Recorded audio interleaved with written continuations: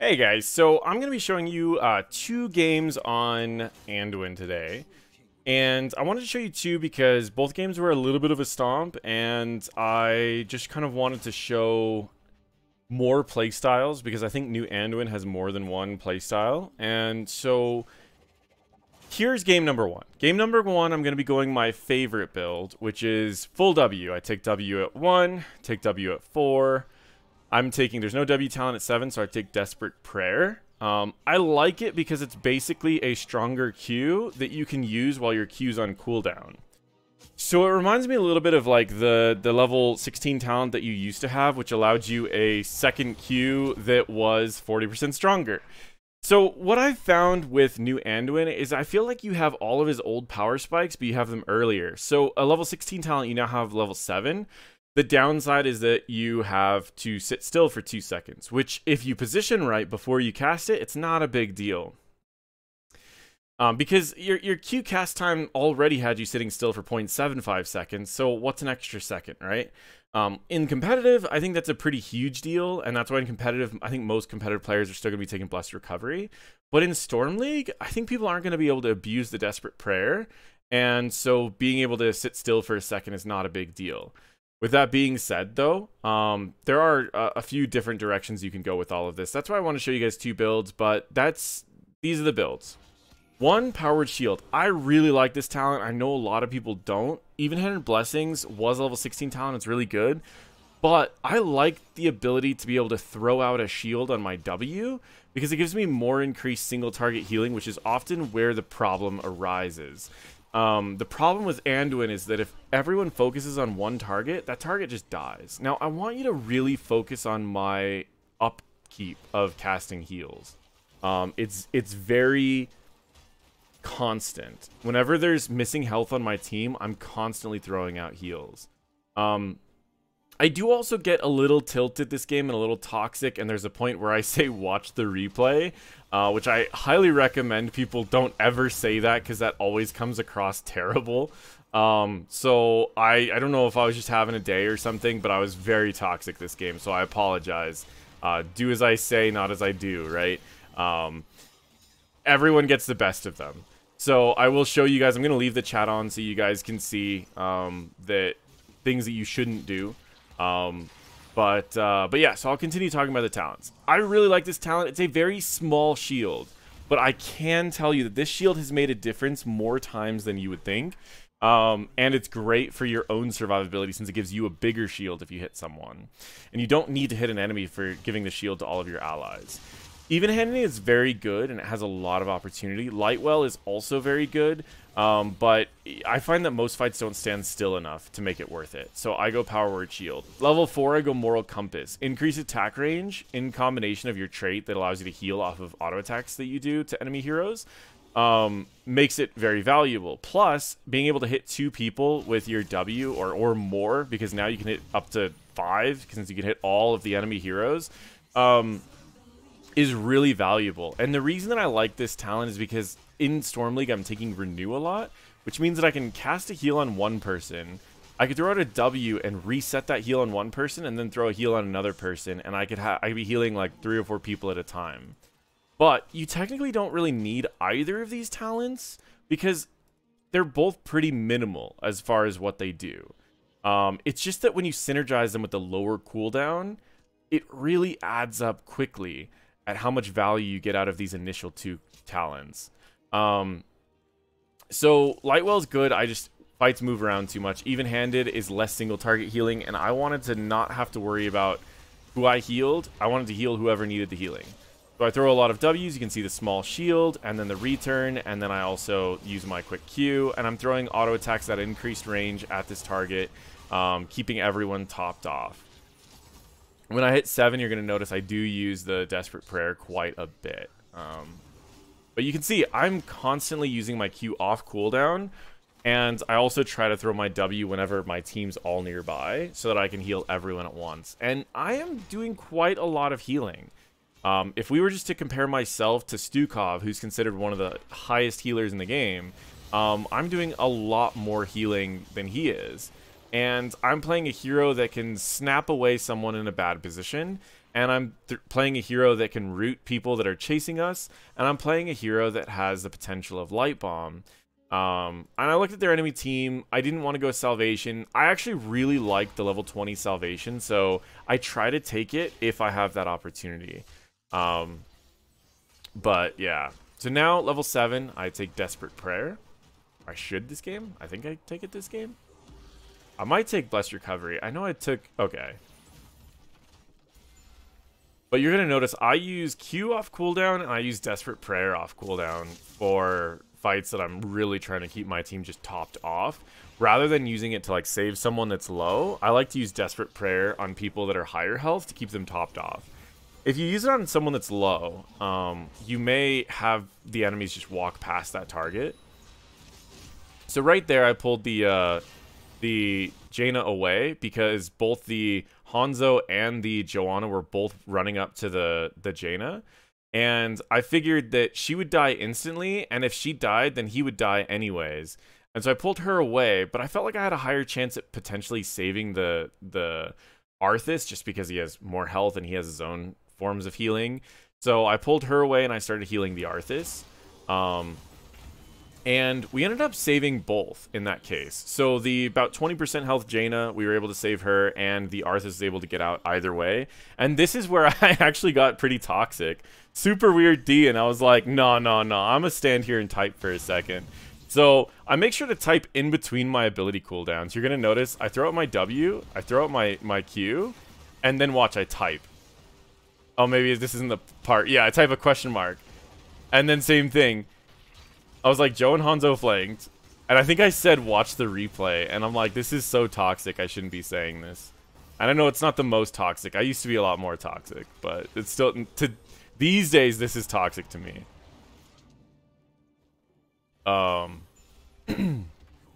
But yeah, we've kept everyone alive. We were able to pull someone out that was in danger. Subjective danger, I guess. But in danger. And we're able to root the Stukov. And I was reading him said he would stay in the bomb range, but it's still pretty nice. If I had my pull, could I have saved Arthas? Yes. But I do think I saved Jaina in a more important time. Yeah. This guy is who you should be. Two people start arguing. He's like, we ahead, don't worry. Level 10. I think both ults are good in Storm League, but I think that you should really pay attention to who can interrupt you. They have literally everyone on their team can interrupt Salvation. But if there's only 1 or 2 people that can interrupt Salvation, I do recommend taking it, especially if you think the game's going to go to 20. Because having a 16-second cooldown on it and have it to where it gives invulnerability to your team is insanely good. So, I really like it. That being said, new Light Bomb is good. The new Light Bomb upgrade is good. It's not amazing, but he doesn't really have any good level 20 talents anymore because they moved Glyph of Faith down to 16. Like I said, the rework moved most of your bigger power spikes earlier. The old 16 talent is now level 7. The old pull talent is now 16. Like, it's just everything sooner. So I reposition over here. Because one of 2 things is going to happen. 1, I can still heal this guy with my W. And 2, I can pull him away if they hard commit. So if only 1 commits, I can heal him. And if more commits, I can pull him away. So I stay on the edge, but nothing really comes of it. Throw my W out just for some damage. But I don't really want to die. And we don't have anything here. So I can go top and just like top off someone top. Or I could go bot and top off someone bot. It doesn't really matter. So let's talk about Light Bomb for a second. Light Bomb is debated as one of the more difficult talents to take in Storm League because you don't have the coordination, you don't have the people that you can call out. Light Bomb's pretty decent if you could follow up another thing that your team's doing, even if you're not like coordinating with your team. If I see Arthas root, most likely, what is he gonna do?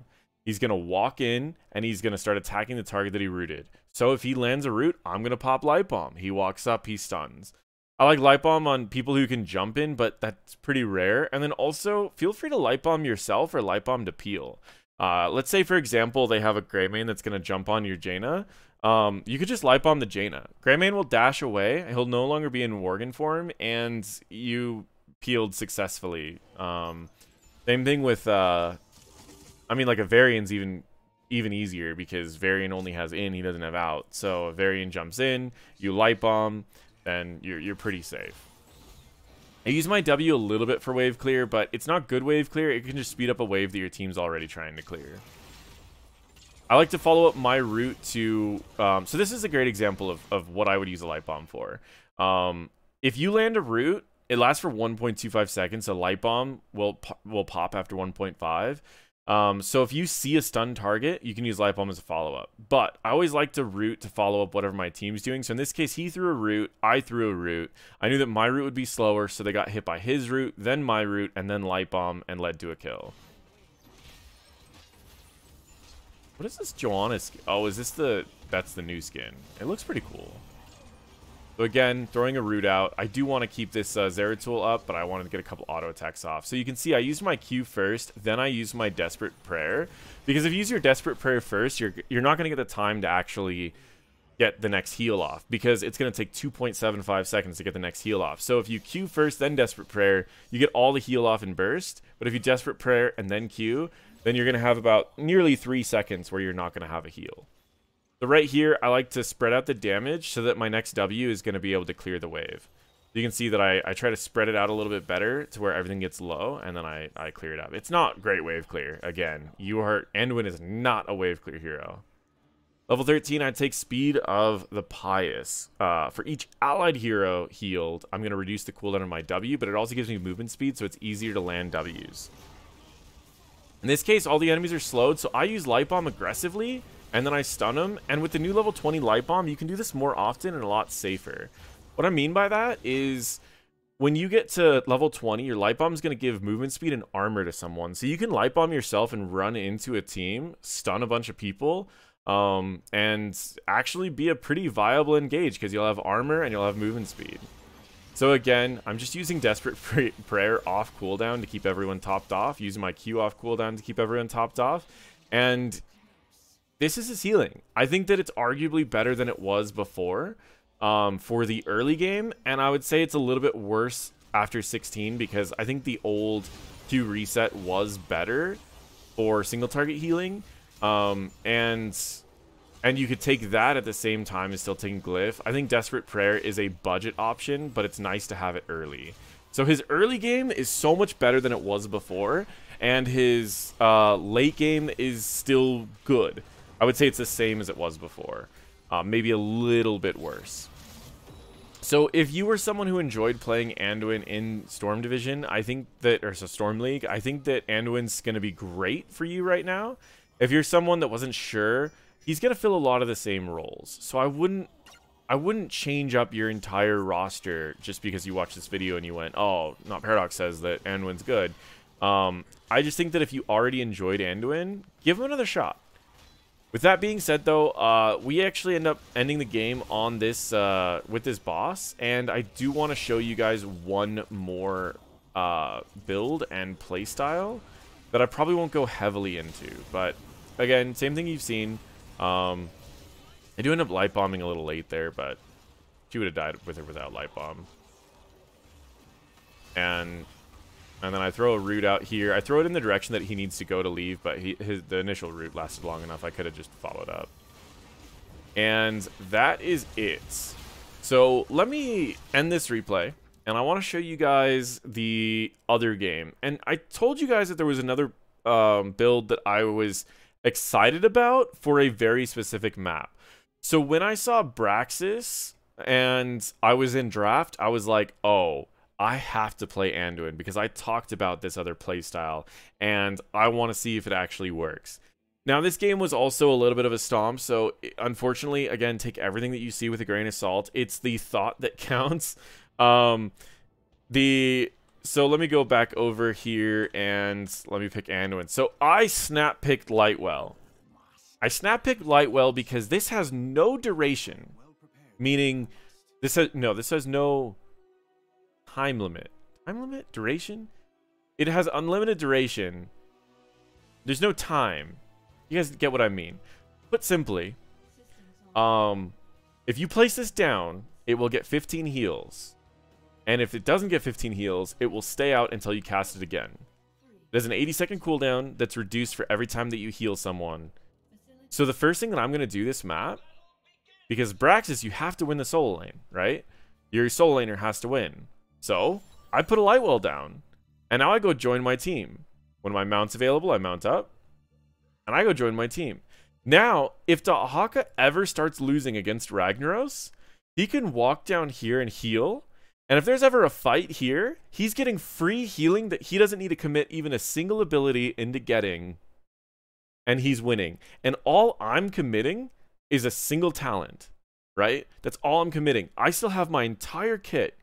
I just don't have a level 1 talent. And generally, level 1 talents are the weakest talents.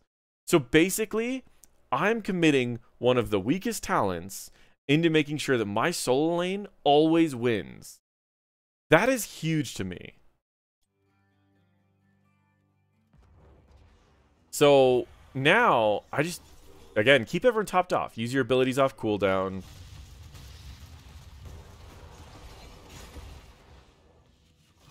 I'm just throwing my Qs out. Attacking waves. I don't really need to attack waves. I throw a W, heal a bunch of people. I always want to be positioned to pull people away in case Garrosh does get a good pull. But I also want to try to root Garrosh because I don't want him to get a pull. Because my root's a lot lower cooldown than my leap, so I don't want to use my leap as a crutch. I still want to do what I can to prevent my team from getting pulled. Lightwell actually would be pretty huge down here, so it does kind of suck that I did have to use it. In fact, all of the level 1s would be really nice to keep everyone topped off because we are getting poked down like crazy. So if I did have even-handed, or even if I put the Lightwell over here, I could actually keep these guys topped off much better. But my thought is, if top can never lose, then I don't really need to worry about if my team needs to step back a little bit. Okay, he's going to try to throw back into our team. But I still actually keep my team pretty topped off, even with all things considered.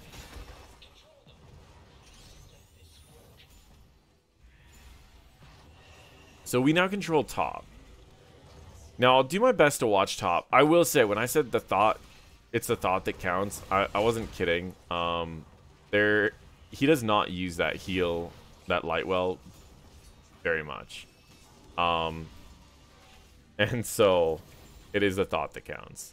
You can see he's kind of bullying, and they're fighting up here rather than fighting down here. So, it's definitely not something that he's needing. Right here, I just pull him away. This is what I like Anduin for. I mean, this is why Anduin's generally drafted, is when you're against something like that. But yeah, I just wanted to show Braxis because that is something that you can do. And that's something that, even though it wasn't valuable in this particular match, if the match was turned where we had a Ragnaros that just struggled to beat Dahaka, having a Ragnaros be able to sit on point and heal quite a bit. I mean, it's the equivalent of about 1,500 health. Actually, it's more than that. Not 1,500 health. It's like 1,000 health. Still pretty good. So in this case, I actually reposition. I noticed that Dahaka just killed Ragnaros, so I reposition it here in case my team wants to use it. So now my team's getting a lot of value out of it, and the cooldown's already dropped quite a bit. So I really like this talent being a level 1 talent. I think this is super good for level 1 talent, especially on Braxis. Genji was doing a camp somewhere. The rest of this game just becomes kind of crazy. And this is what happens a lot. So one thing that I tell people a lot, when you're carrying in low ranks, the enemies are making a lot of mistakes. And when your team's making a lot of mistakes, it's easy to point out the mistakes your team's making, like my Zul'jin who got caught. But overall, both teams make so many mistakes. It's just a lot easier to notice your own teams. This is a mid-diamond game. It's not a Masters game, it's a mid-diamond game. This is my second game. This is just placements, actually. So the Rainer game was after placements. This was just placements.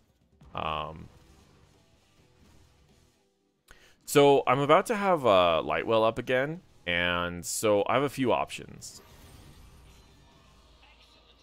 I could like go back up top lane, give Lightwell back to Dahaka, but he's kind of just doing well without it. But that is something that I'm thinking about. Or I can use Lightwell to just keep Gul'dan up. So sometimes this game, I've given a personal Lightwell to Gul'dan and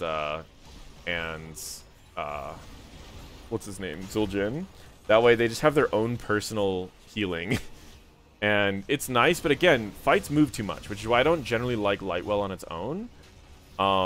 But on a map like this where the fights do have some standstill, I like it. So I would pick Lightwell on this map, and I would pick Lightwell on probably Sky Temple, and that's about it. So just keep that in mind. Those are the two maps that I'd probably take Lightwell on in the competitive environment. Maybe Dragonshire. I would probably put a Lightwell up at the top objective.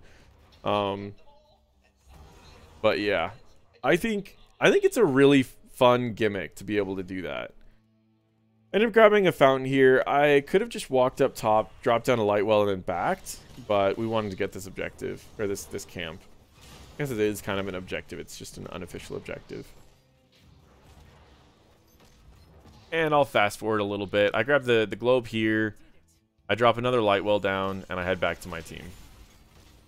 Now, in case he needs that, he has the healing. So you can keep Lightwell up in the solo lane pretty consistently throughout the game. I only brought it back down because he won the lane, and he didn't need it anymore. And then when he needed it again, when the objective is about to spawn again, I've given him another Lightwell. And that's the cool part about it, is you can take it back when you need it, or when he doesn't need it anymore. But I can always give it back to him when he might need it again.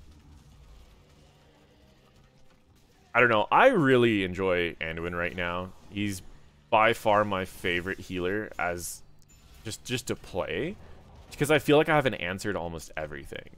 I'm not saying he's the best healer right now. I think Stukov, Malfurion are still very, very strong.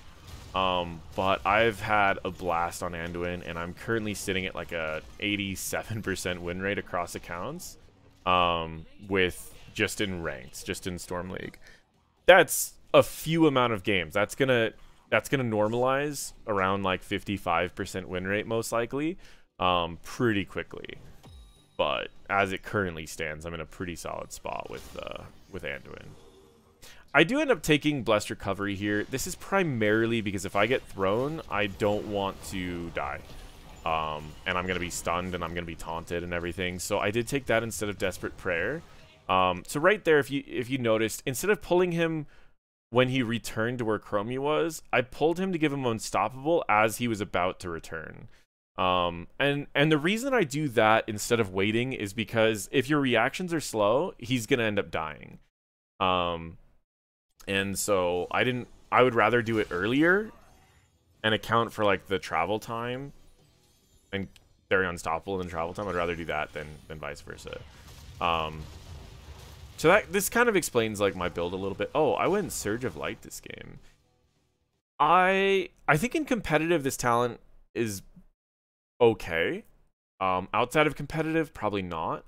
I took this talent because I was worried I might have mana issues on a map like this. Because it does kind of give you a lot of... If you basic attack a target rooted by Chastise, you gain 25 mana, and you fire off... well, you get 2 auto attacks per Chastise. It's this talent, right? Which talent allows you to fire the 2 auto attacks?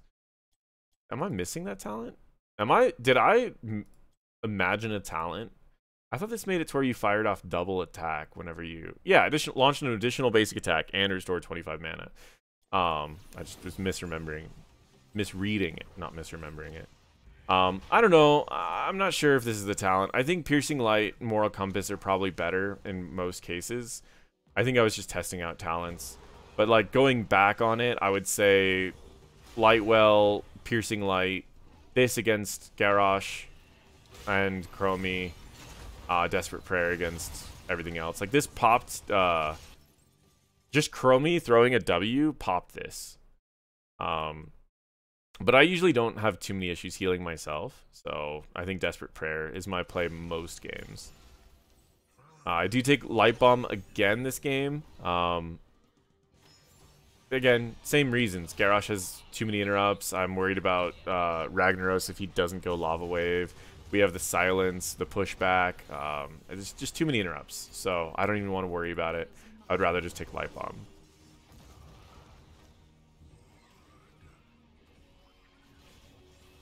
I have my pull back up, which means Chromie most likely has hers back up. So I want to try to stop Garrosh without using my pull so that I can use my pull to save from Chromie's abilities. That means that in order to stop Garrosh, I probably need to use my E.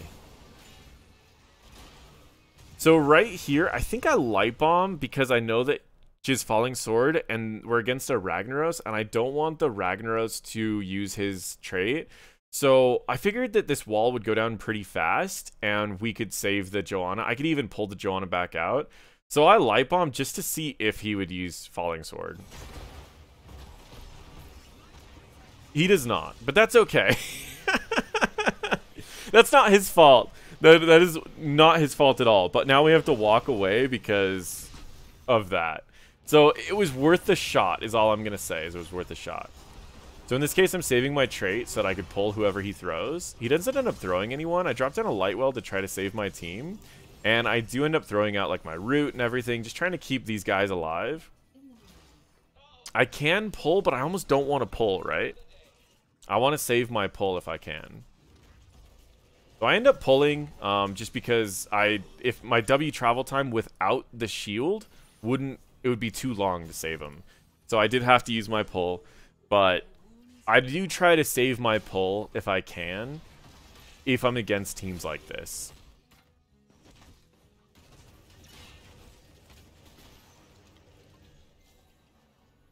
As I approach 13 in this build and against this comp, I end up going Enchant Boots and I go Glyph of Faith. My reasonings for that is I'm focusing on using my trait a lot this game. I'm going to be using my trait to stop Chromie, and I'm going to be using my trait to stop Garrosh, which means that having the extra charge is going to be important, and since I'm going to have the extra charge, I might as well have the heal off of it too. So this was kind of an awkward fight, but we did steal the camp. Light Bomb did get some stuns, but we didn't really get any follow-up to it. I like Light Bomb with Johanna either way, no matter which ult she goes, because just the fact that you can Light Bomb someone, then she can scoop people up before the Light Bomb goes off, is really valuable. But again, I pick Light Bomb mainly just depending on how many interrupts the enemies have. So level 13, I do now have 20% increased movement speed while I have my trait available, and 5% increased movement speed while I don't. And then my trait also heals for 500. If you've ever had the time where you've pulled someone and they've died while you're pulling them, this talent's really good to prevent that from happening. But I usually recommend just pulling a little bit earlier and getting better at knowing when to pull. So this game, the enemies had a bot, so keep in mind this was not like a super fair game, but at the same time, it was still an interesting game. So right there, I would have died had it been not for Blessed Recovery, because I got down to about 10% health in that Light Bomb, got healed back, or in that Lightwell, got healed back up with Blessed Recovery and the Lightwell, and that kept me alive long enough for me to get an extra heal off on myself, and that kept me alive throughout Genji's Dragon Blade. I then actually survive here by using Light Bomb to stun him, giving myself some spell armor, and I still have that 20% increased movement speed because I haven't pulled anyone. And so because of all of those things combined, I was able to survive, and because I survived, they don't really want to push anymore because we still have 3 people alive. If we lost 3 people there, they probably could have easily pushed. Now we just need to check to see if they're on on the boss, which they are, but that's okay. The level 16 Glyph of Faith being a level 16 talent is really nice since it's not a very competitive tier. Renew's good healing, but it's limited, and Holy Nova is limited as well. Holy Nova is pretty good at healing people, but the damage that it applies is pretty weak, especially now that this only applies on auto attacks, not just damage dealt, so you can't even abuse the Holy Nova explosion to do more healing. So right here, I immediately pull back Gul'dan after being thrown, and I use my W. I do end up getting pulled back in here, and I use a Light Bomb to kind of counter-engage the pull. Because, again, you can't rely on your team to always do Light Bomb, but it's a great shield if you want to use it defensively. But I actually like to use it as a counter engage a lot. Especially after 20. So we end up taking them out. This is primarily because we have a 2-level lead on them. But also just because they were pretty uncoordinated. They had some good engages, but we just counter engaged them. And so now we just go, we take this really quickly. I don't see us ending this game without the objective. So I try to like run away to show my team that we should be running away. And we see that the Zul'jin's being attacked. So I go down here, and I pull him away. He gets healed. And we keep him up. Genji gets taken out. And I do have this secondary pull coming up in 3 seconds. So now if something else comes up, like Chromie decides to do something, I can pull him away again. We don't really want Rag to get another trait.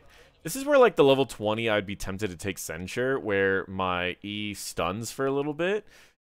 Because it would be okay to throw that out and potentially stun the Rag. I do think that talent works really well with Piercing Light as well, because you can stun 2 people and root them for even longer. Which is why I think in this build, I'm now, like, after playing a lot of Anduin, I would be shifting down to Piercing Light. I'd be going, like, Light Well or even-handed into Piercing Light into this. But I would only probably do it on, like, I would still go W build most cases, but in competitive, it would adjust. But, like, right there, I could potentially interrupt with my E. I could pull away this Gul'dan, but instead I just heal and watch. I pull for the Chromie, and I don't know if you noticed, but this Chromie has a gold coin floating above her head. This means that Chromie went Quantum Overdrive, which increases her spell power by 30% for 8 seconds. So her whole goal in this build is to pull someone back and then to charge up her damage and dump a lot of damage onto the target that she returns to that place. Well, the greatest part about this is when she pulls someone and I save them, she's burning not just her ult, but she's also burning that Quantum Overdrive, which means I'm basically burning 2 major cooldowns with a trait that I have 2 charges of. So it's really good when you're countering an ult with pull. Sure, Cleanse would have worked fine too, but I didn't have to talent into Cleanse. I mean, I did talent into 2 charges, but it's a longer cooldown Cleanse, but it does have some really cool uses. I would show you a third game, because I do have a game that I use the Powered Salvation, but I don't think it's really necessary. This shows you the 2 major playstyles that I was trying to explain. I just play Light Bomb in both of them. But that's basically it, guys. That is Anduin. Probably my favorite to play healer right now, but keep in mind, I don't know if he's the strongest. I just think that he's my favorite to play. Let me know what you guys think about Anduin after the rework. What do you think about these 2 different builds? Have you tried these 2 builds? What do you think about them? Let me know in the comments down below. Thank you guys so much for watching.